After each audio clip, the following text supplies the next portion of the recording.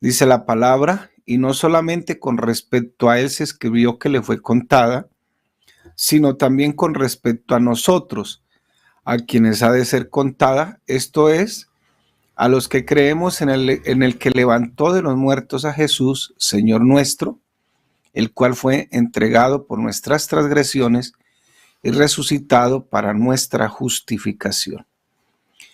Alguien dijo en cierta ocasión, el Evangelio no es solo el corazón de la Biblia, sino también el corazón que le bombea vitalidad a la iglesia constantemente.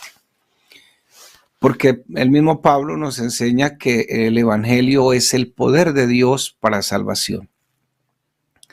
Si no entendemos el Evangelio, no podremos entender la Biblia. Y si no entendemos la Biblia, no hay salvación. Y si no hay salvación, no puede haber iglesia. Sin el Evangelio no entenderemos las Escrituras. Sin el Evangelio no pueden haber personas salvas. Sin el Evangelio, sencillamente, no habría iglesia. Pero podemos dar un paso más o subir un peldaño más y decir también en esta mañana que un verdadero creyente no puede seguir creciendo en su fe y no podrá luchar eficazmente contra el pecado que todavía mora en nosotros, a menos que continuemos aplicándonos el Evangelio cada día. Así que, mi hermano, si queremos tener victoria todos los días, tenemos que aplicarnos el Evangelio todos los días. Sin el Evangelio no podríamos seguir creciendo en nuestra fe, no podríamos luchar eficazmente. Vuelvo y le repito lo que decía Pablo, o lo que dijo Pablo. El Evangelio es el poder de Dios para salvación a todo aquel que cree. En el Evangelio se revela la justicia de Dios por fe y para fe. Alguien decía, el diablo pondrá todo su empeño en detener el avance del Evangelio. Y si no puede detenerlo, en cambiarlo. Si no puede cambiarlo, tratará de mezclarlo. Y si no puede mezclarlo, reinterpretarlo. Y si no puede reinterpretarlo, en diluirlo. Y si no puede diluirlo, entonces ocupará su tiempo en distraernos en otras cosas para que no le prestemos al Evangelio la atención que debamos prestarle, sobre todo como iglesia. El diablo hará todo lo que esté a su alcance para que el mensaje del Evangelio no sea debidamente proclamado, y por tal motivo, si queremos ver a los pecadores venir a Cristo en arrepentimiento, en fe, si queremos promover el crecimiento espiritual de la iglesia, es necesario que amemos, que protejamos, que proclamemos con pasión, con convicción, este poderoso mensaje del Evangelio. Me acordaba esas palabras, proclamemos con pasión, a mi pastor, el que me sacó al ministerio, hermano Roberto Paternina. Él siempre, esa era su palabra. Hay que predicar, hay que ir con pasión, hay que enseñar con pasión. Y esas palabras pues se quedaron ahí, y creo que todos los que él sacó al ministerio, que fueron muchísimos, lo sigamos haciendo con pasión. La persona apasionada no es esa persona que brinca y salta y vive emocionada, no, también esa es una persona con pasión, pero los que a veces no somos así también tenemos pasión por predicar el Evangelio. Todo esto será posible si nosotros tenemos un claro entendimiento de lo que es el Evangelio, y también un claro entendimiento de lo que todo esto que le estoy diciendo implica para la vida del creyente. Pablo, aquí en el versículo 25, nos cita un texto muy hermoso, el cual fue entregado por nuestras transgresiones y resucitados para nuestra justificación. En este versículo está resumido todo el cristianismo. Martín Lutero lo dijo de esta manera: comprende todo el cristianismo, resume todo el cristianismo. Este texto bíblico resume todo, y este es el corazón de lo que nosotros debemos creer para ser salvos, que Cristo fue entregado por nuestras transgresiones, fue resucitado para nuestra justificación. Si Cristo no hubiese resucitado, empaque maletas y váyase. Para poder entender esta declaración de la que estamos hablando aquí en el versículo 25, o sobre todo en el capítulo 4, debemos comprender que es una conclusión, y exactamente los textos que tomamos es una conclusión de algo que Pablo ya viene tratando a través de todo el capítulo 4, y Pablo usa el ejemplo de Abraham y el ejemplo de David para darnos a entender que la justificación es por medio de la fe solamente. Aquí no tienes que hacer nada, no tienes que hacer ninguna obra para ganarte el favor de Dios. Ya el Señor hizo todo lo que debía por nosotros. Ahora Él no nos debe nada. Nosotros debemos mantenernos firmes en esta roca y por eso tenemos que retroalimentarnos todos los días con este mensaje del Evangelio. Estos versículos que les estoy citando y sobre todo el capítulo 4 fue el centro de la doctrina de la justificación de la fe cuando se dio la reforma, que solamente era por la fe, no por nuestros méritos personales. Pablo nos está diciendo en el versículo 1, ¿qué pues diremos?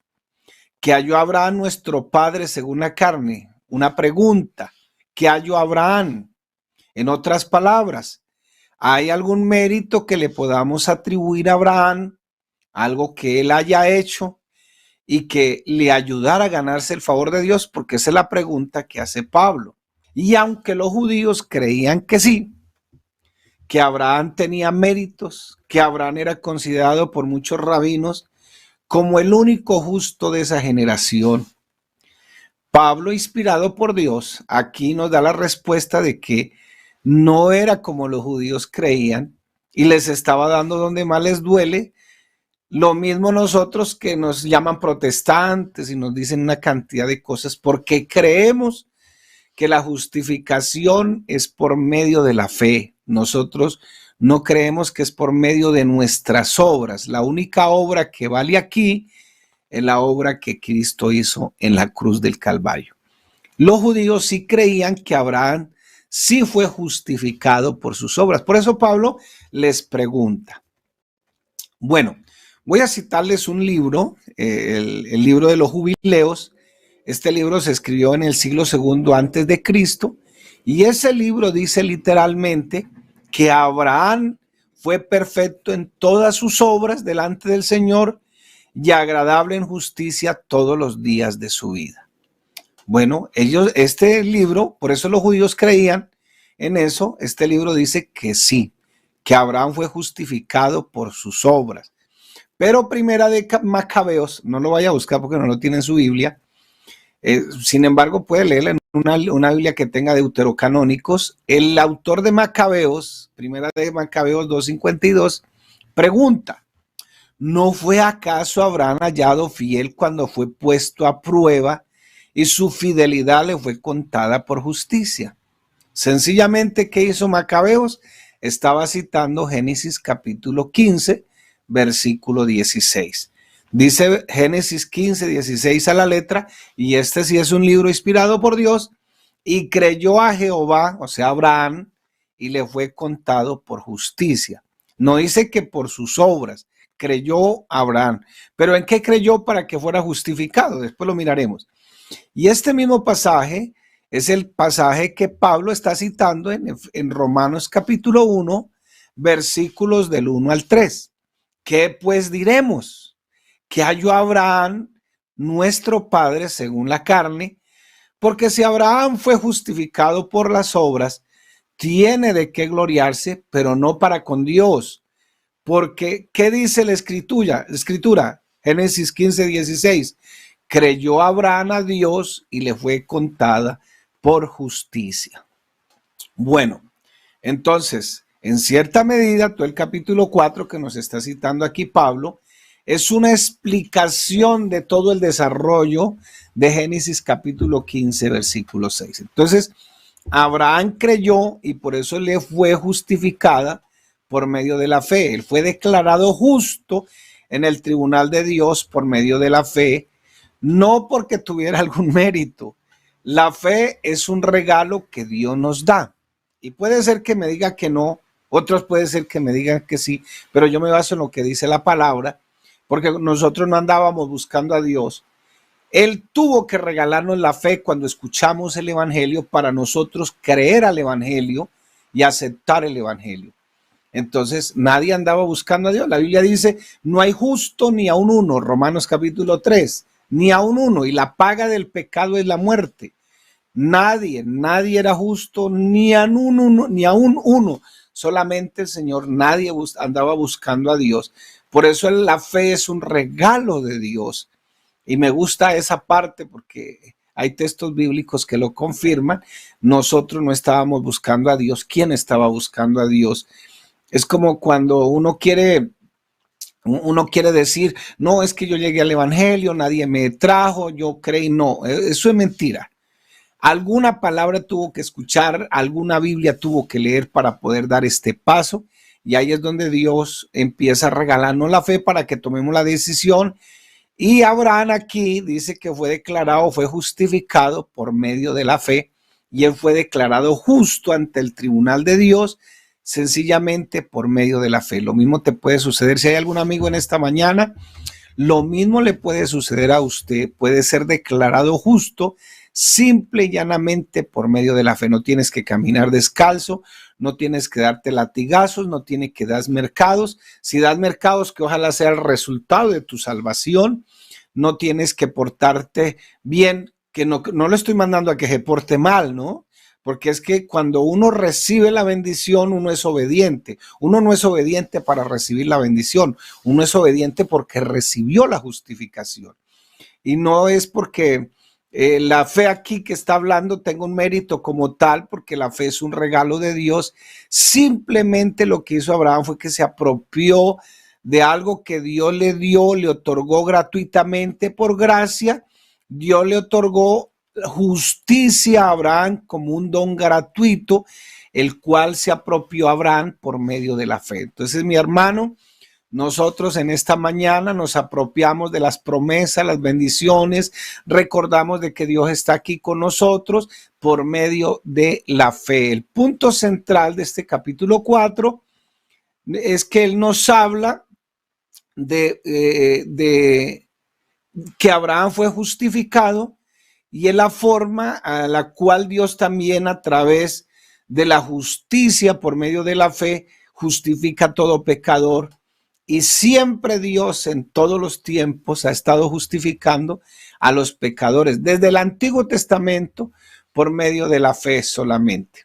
Podemos decir que la ley, no, la ley era como una ley precisamente para que no se saltaran la cerca, pero dice el mismo Pablo en Romanos capítulo 3, que la fe era buena. Bueno, él por todo el libro lo menciona, que la fe es buena, que la fe es de parte de Dios, que la fe es espiritual, pero en el capítulo 3 me dice que por causa de nuestra carne, Romanos 8:3 es, Romanos 8:3, que por medio de, por nuestra carne, por la causa de nuestra carne, y la palabra carne ahí en Romanos 8:3 significa esa naturaleza de pecado. Aunque la ley era buena, nos saltamos esa cerca. Y entonces, ¿ahora qué quedaba? No quedó nada. Entonces, Dios, enviando a su Hijo en semejanza de carne de pecado, nos justificó en su carne. Entonces, mi hermano querido, lo que está diciendo el Señor aquí es que Él no tenía un plan A y un plan B de salvación. No, la fe de Dios venía por toda la Biblia, por toda la palabra de Dios. La justificación por medio de la fe. Romanos 4, versículos 4 y 5. Pero al que obra, aquí para que me expliquemos, al que obra no se le cuenta el salario como gracia, sino como deuda. Mas el que no obra, sino cree en aquel que justifica al impío, su fe le es contada por justicia. Mi hermano, si hay algún amigo aquí en esta mañana que todavía no pertenece a esta iglesia, que no pertenece a esta fe, y estás regalando mercados para que Dios te abra el reino de los cielos, estás muy equivocado. No es que no debas hacerlo. Es más, el cristiano trabaja la obra social no para ganarse el favor de Dios, sino porque ya se ganó el favor de Dios. Pero estamos desfasados en algunas religiones porque creen que es por tus obras. Y miren lo que dice aquí Romanos 4, del 4 al 5. Pero al que obra no se le cuenta el salario como gracia, sino como deuda. Más al que no obra. Y nótese que hay un punto y coma para entrar en el versículo 5. Más el que no obra, sino cree en aquel que justifica al impío, o sea, Jesús, su fe es contada por justicia. No solamente a Abraham, sino a cualquiera. Puede ser de cualquier nacionalidad, cualquier que crea, cualquiera que es justificado por medio de la fe. Ay, pastor, entonces el bautismo no es importante.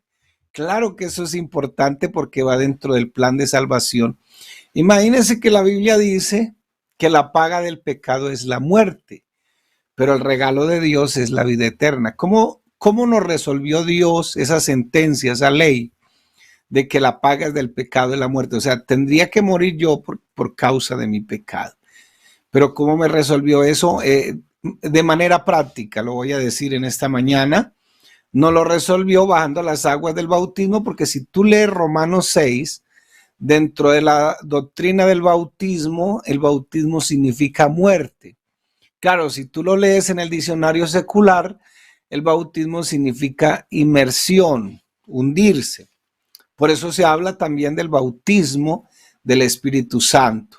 Entonces, Dios me resolvió ese problemita de esa ley que está ahí, la paga del pecado es la muerte, sencillamente bajando a las aguas del bautismo.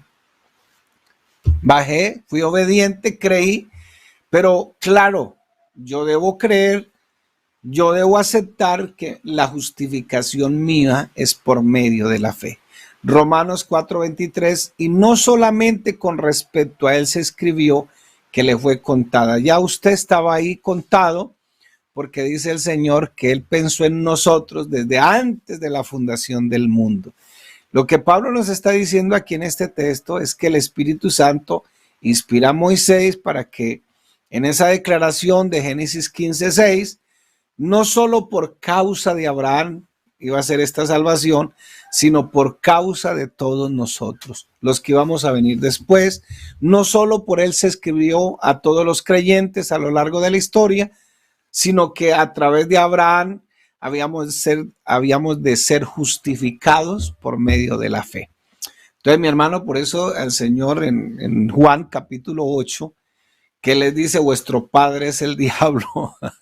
Esas palabras duras, vuestro padre es el diablo y padre es de mentira desde el comienzo. También dice aún cuando se visita ya en Lucas capítulo 19, visita a Zaqueo, le dice, el Señor puede aún levantar hijos a Abraham de estas piedras. Entonces, por eso es que hoy podemos decir que somos hijos de Abraham.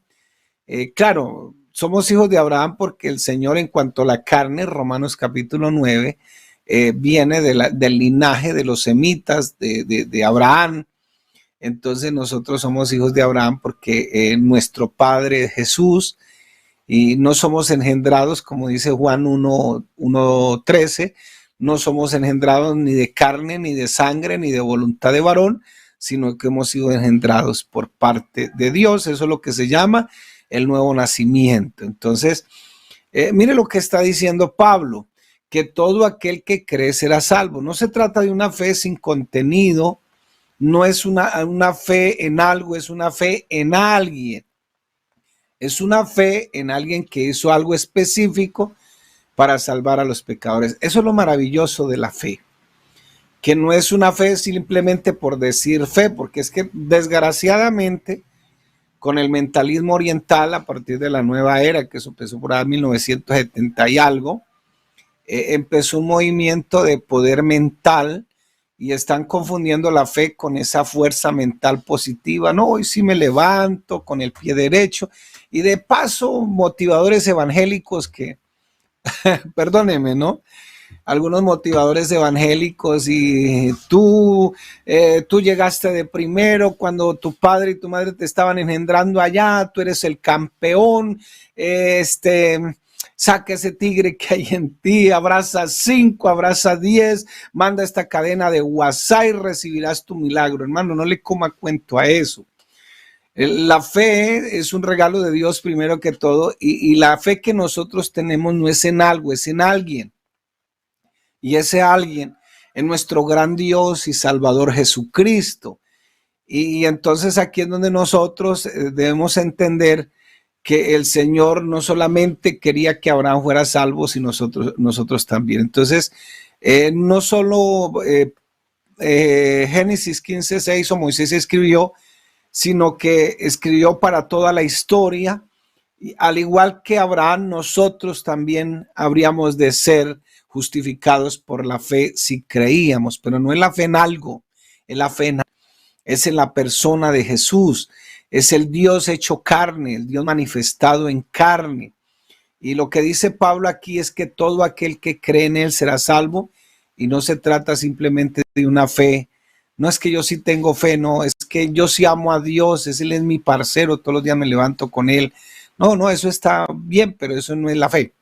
Entonces no es una fe en algo, es una fe en alguien que hizo algo específico para salvar a los pecadores. Dijo Pablo, yo estoy el primero en la lista, en la fila soy el primer pecador. Entonces, claro, yo hago esta aclaración porque es que como hay tantos conceptos en estos días, tantas cosas de espiritualidad, entonces tal vez suene chocante lo que voy a decir, pero creer en Dios no salva a nadie. Creer en Dios nos salva, mi hermano y amigo.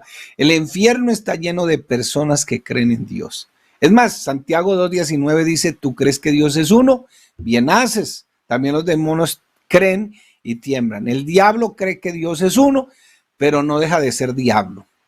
Entonces, por eso la fe no es en algo, es en alguien.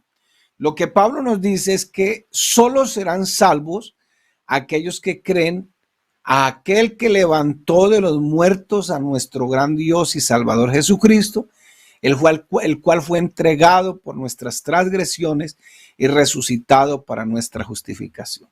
De pronto dirá, y antes de que se me adelante, no, pero el pastor se volvió trinitario, porque está diciendo que aquel no, es que aclaro, Jesús es Dios hecho carne, el Mesías es Dios hecho carne. Él es todo hombre, pero también Él es todo Dios. Es 100% hombre, 100% Dios. Pero Él es el Mesías, nuestro Redentor, nuestro Cordero, el Alfa, la Omega, el principio, el fin.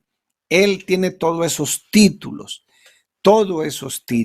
Y como hombre, dice Filipenses, que fue obediente hasta la muerte y muerte de cruz. Entonces, por eso es que la escritura dice de aquel que le levantó de los muertos, y no es más ni menos que él mismo, pero en su faceta humana, en su rol de humano, de Mesías, tuvo que depender de la divinidad, de él mismo. Pero no quiere decir que hayan dos, o quieren decir, porque el Señor dice en su misma palabra, a otro no daré mi gloria, a otro no daré mi honra. ¿Quién nos podía salvar de Dios? El mismo Dios.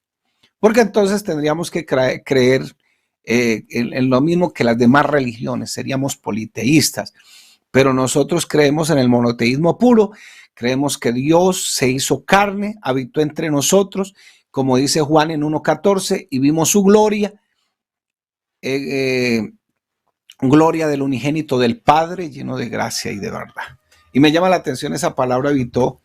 Realmente dicen los expertos en lenguas, en estos idiomas, que ahí debió haberse puesto la palabra tabernaculó, porque realmente eso fue lo que hizo, un tabernáculo de carne, y habitó entre nosotros, y vimos su gloria como la del unigénito del Padre, lleno de gracia y de verdad. Lo primero que tenemos que entender del verdadero contenido del Evangelio es que Cristo fue entregado por nuestras transgresiones. Muchos conocen y aceptan el hecho de que el Señor murió crucificado el Viernes Santo, pero el conocimiento de ese hecho histórico no salva a nadie. La fe que justifica es aquella que abraza de todo corazón el significado de esa muerte. Entonces, ¿cuál es el significado? Que el Señor Jesús no murió como un mártir, sino como un salvador. Si usted lee, he leído por ahí en varios libros, me encanta un libro de un señor que se llama Joseph McDowell, Más que un carpintero. Si usted ve, el Señor para el mundo secular murió como un reo político, él reemplazó a Barrabás. Para los judíos murió como un blasfemo, por eso usted ve que el sacerdote se rompe las vestiduras. Pero para nosotros, él murió como nuestro salvador, no como un mártir. Porque es que hay una diferencia fundamental en esto. Saber que Cristo murió el Viernes Santo no hace ninguna diferencia a menos que aceptemos cuál es la razón de esa muerte. Porque el Viernes Santo la gente llora, lo ponen a nacer en diciembre y lo matan en abril o en marzo. Entonces, suponemos que muchas de las personas que escucharon a los apóstoles en esa época, acuérdese que estábamos en una cultura grecorromana, acuérdese de todo eso, y suponemos o pensamos, porque lo hemos leído por ahí, que muchas personas que escucharon al Señor en esa época y escucharon la predicación acerca de la muerte del Señor en la cruz, quizás trajeron a sus mentes el recuerdo de un filósofo llamado Sócrates, y sobre todo porque él es de origen griego. Sócrates fue condenado por enseñarle la filosofía a los jóvenes atenienses, de manera que los alumnos de Sócrates, entre esos Platón, veían a Sócrates como un mártir de la verdad. Pero el Señor no era un mártir, no murió como mártir, el Señor murió como nuestro Salvador. Así que probablemente cuando los apóstoles decían, Cristo murió en la cruz, quizás ellos se imaginaban, como Sócrates, también lo martirizaron, también lo mataron. Y para muchos sí, él murió el Viernes Santo, conmemoran ese día, hasta hacen películas, pero si tú no tienes la verdadera razón de esa muerte, no podrás ser salvo. Por eso digo, el creer en Dios no me hace salvo, porque el infierno está lleno de gente que cree en Dios, pero no creyeron en lo que realmente, la esencia de la muerte de nuestro Señor. Y lo que Pablo nos está diciendo es que el Señor Jesús murió para el perdón de nuestros pecados, y el corazón del Evangelio no es que Cristo murió en el Calvario, el corazón del Evangelio es que Él fue entregado por nuestras transgresiones. Él fue entregado, mi hermano, mi amigo. Y Pablo se está refiriendo a esto, y eso hay que entenderlo muy bien. Por eso yo decía al comienzo que si nosotros no tenemos claro, no vamos a crecer en nuestra vida espiritual. Si no sabemos para qué es el Evangelio, si no entendemos realmente para qué es el Evangelio, no podemos crecer. Y si no hay Evangelio, pues no hay salvación, y si no hay salvación, no hay iglesia. Si no hay Evangelio, no habría Biblia, y si no habría Biblia, no habría Evangelio. Por eso Pablo dice específicamente, el Evangelio es el poder de Dios para salvación a todo aquel que cree. ¿Por qué quiero decirle esto en esta mañana? Estamos en un lema este año de permanece en tu salvación, permanece unido a Cristo, permanece. Y esto tiene que ayudarnos a que la iglesia siga creciendo, porque tengo que seguir predicando esas doctrinas fundamentales que han servido para mi vida. Romanos 4:24 dice, sino también con respecto a nosotros, a quienes ha de ser contada, esto es, a los que creemos en el que levantó de los muertos a Jesús, Señor nuestro. Entonces viene la pregunta, ¿quién levantó de los muertos al Señor Jesús? Pues él mismo como Dios, él mismo como Padre. Acuérdense que estamos hablando de él en su muerte como Mesías. Versículo 25, el cual fue entregado por nuestras transgresiones. Ojo con eso. El cual fue entregado por nuestras transgresiones y resucitado para nuestra justificación. Filipenses 2:8 dice, y estando en la condición de hombre, se humilló a sí mismo, haciéndose obediente hasta la muerte y muerte de cruz. Entonces, de seguro que todos los que intervinieron en la muerte del Señor son responsables de todas las acciones que ellos hicieron. Judas, Pilato, los soldados romanos, la turba judía que estaba siendo guiada por los judíos religiosos, los líderes religiosos de Israel. Todos, sin duda, ellos son culpables de la muerte de nuestro Señor Jesús, pero ninguno de ellos se entregó al Señor Jesús por causa de nuestras transgresiones. Ninguno. Y aunque ellos no tenían ni idea de lo que estaba sucediendo detrás de la escena, cada uno de ellos estaba siendo el instrumento del decreto soberano de Dios. Recordemos un poquito lo que pasó, el incidente cuando Pedro fue encarcelado porque estaba predicando el evangelio. Fueron llevados ante el concilio de Jerusalén, fueron amenazados que no siguieran predicando en el nombre de Jesús. Pero ¿qué hicieron ellos? Ellos reunieron toda la iglesia, se pusieron a orar pidiéndole a Dios que les diera valentía. Hoy demandamos, hoy hacemos carteleras, hoy tenemos derechos, bueno, etcétera. Hay gente que todavía hace el ayuno pensando que tiene derecho a hacerle huelga de hambre a Dios. Sin embargo, aquí Pedro reunieron a la iglesia, se pusieron a orar y parte de la oración fue esta, se la voy a citar aquí textualmente. Hechos capítulo 4, versículo 27 al 28. Dice, porque verdaderamente se unieron en esta ciudad contra su santo Hijo Jesús, a quien ungiste. Vuelvo y repito, no es que sean 2 o 3, porque la Biblia dice que en él habita corporalmente toda la plenitud de Dios. Dice porque, un texto para recordar, 2 de Corintios 5, 19, Dios estaba en Cristo, no estaba con, porque dice en. La preposición en quiere decir dentro, con quiere decir al lado. Por eso, si usted lee Juan 1:1, dice, en el principio era el verbo y el verbo era con Dios, porque mi boca no se separa de mí. Entonces, lo que yo digo, si yo llego y digo, Dios les bendiga, entonces la gente, ay, el hermano Alonso. Por eso dice que el verbo se hizo carne y habitó entre nosotros. Entonces aquí lo que dice, porque verdaderamente se unieron en esta ciudad contra tu santo Hijo Jesús, a quien ungiste, Herodes y Poncio Pilato, con los gentiles y el pueblo de Israel, para hacer, ojo, aquí está la soberanía de Dios, para hacer cuanto tu mano y tu consejo habían antes determinado que sucediera.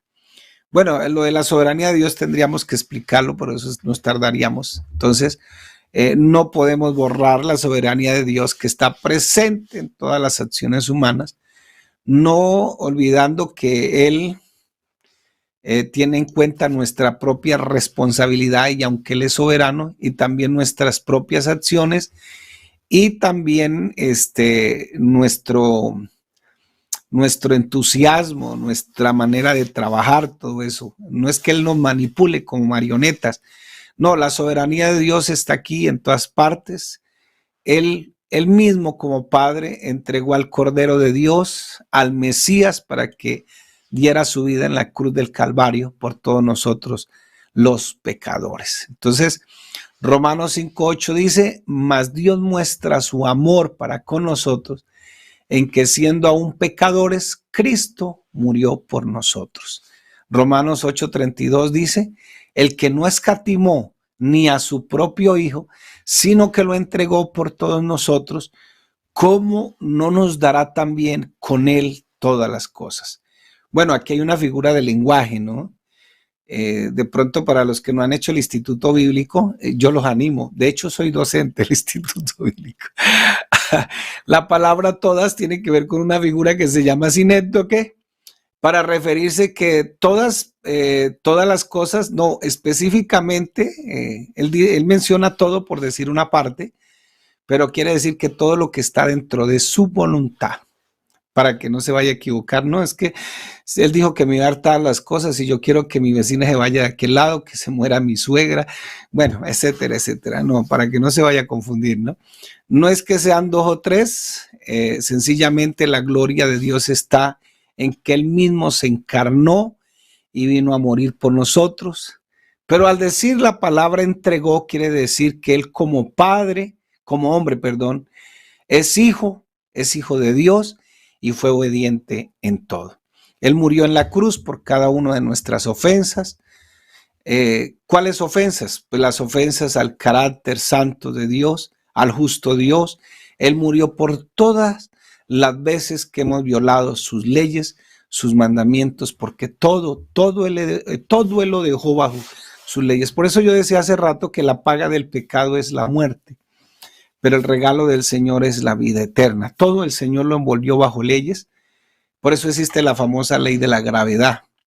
Todo va para el centro de la tierra. Por eso el que juega con sus emociones y sus sentimientos sin prepararse para casarse, para buscar novio o novia, está rompiendo las leyes de las emociones y de seguro vas a tener problemas más adelante. Por eso muchas mujeres que están llegando a la iglesia llegan con traumas y cuando se casan pues no disfrutan su vida sexual porque traen traumas. Jugaron con las leyes de sus emociones y sus sentimientos y por eso tanto problema. Entonces, para la mayoría de las personas lo que le estoy diciendo es un poco incomprensible. Algunos dicen, bueno, pero si Dios es amor, como dice la Biblia, y es todopoderoso, ¿por qué sencillamente no decidió perdonarnos a todos sin tener que venir a morir en la cruz? Buena pregunta. Porque es que ese Dios, que es un Dios de amor y perfectamente santo, también perfectamente justo, sencillamente la justicia demanda que el malhechor reciba lo que merece. Entonces, mi hermano, imagínese este ejemplo que le voy a poner. Una mujer que llega a su casa, se encuentra en los brazos, encuentra a su esposo en los brazos de otra mujer, siendo el infiel.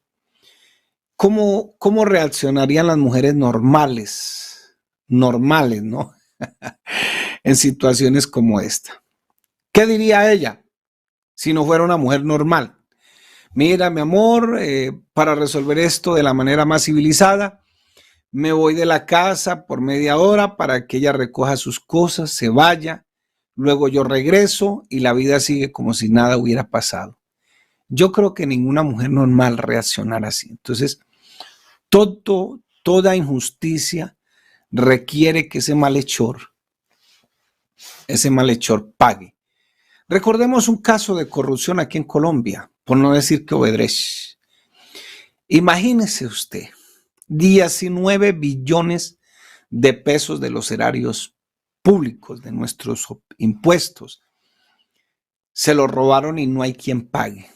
Y muchos, pues, si realmente la persona fue creada a imagen de Dios, se identificará que estamos molestos por eso.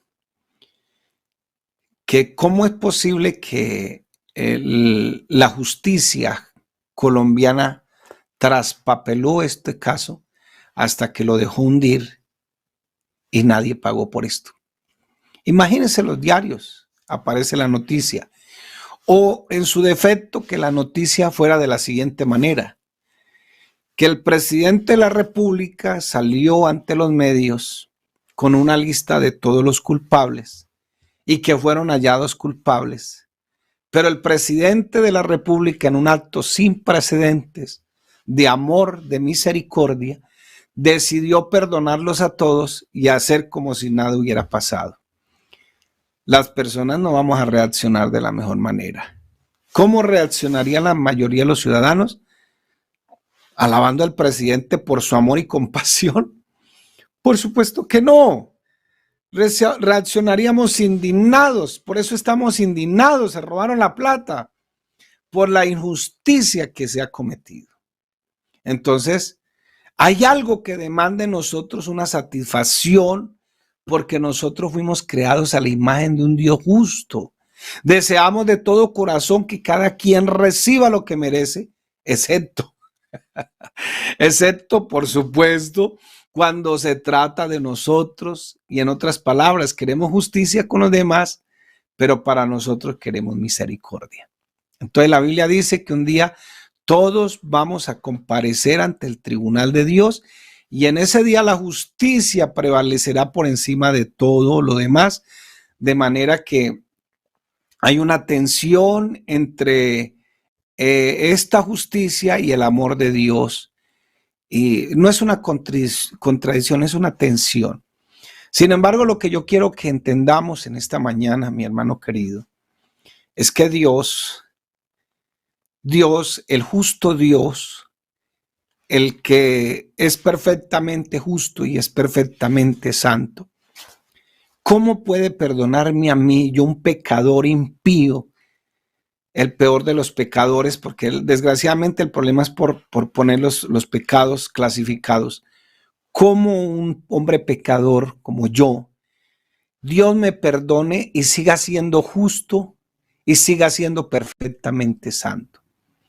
Por eso alguien dijo en cierta ocasión que si Dios no le hace juicio a esta tierra, será el juez más corrupto de todo el universo.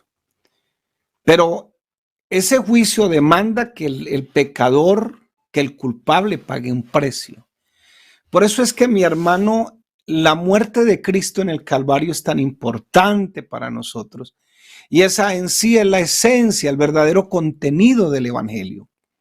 ¿Cómo puede un Dios justo perdonar en su amor pecadores culpables y seguir siendo justo? Esa es la tensión que hay. ¿Cómo resolver ese dilema entre la justicia y el amor de Dios?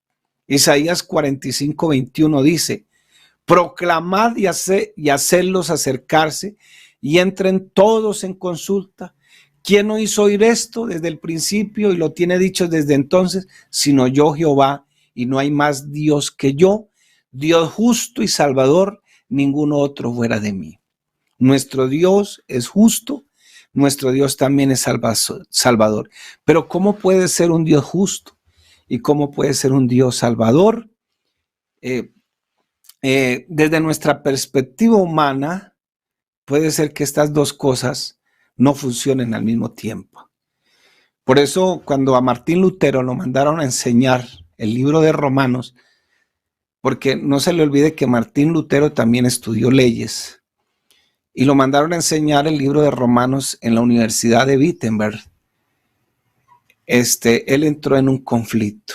De ahí le recomiendo que se lea las 95 tesis de Lutero, la justificación por la fe.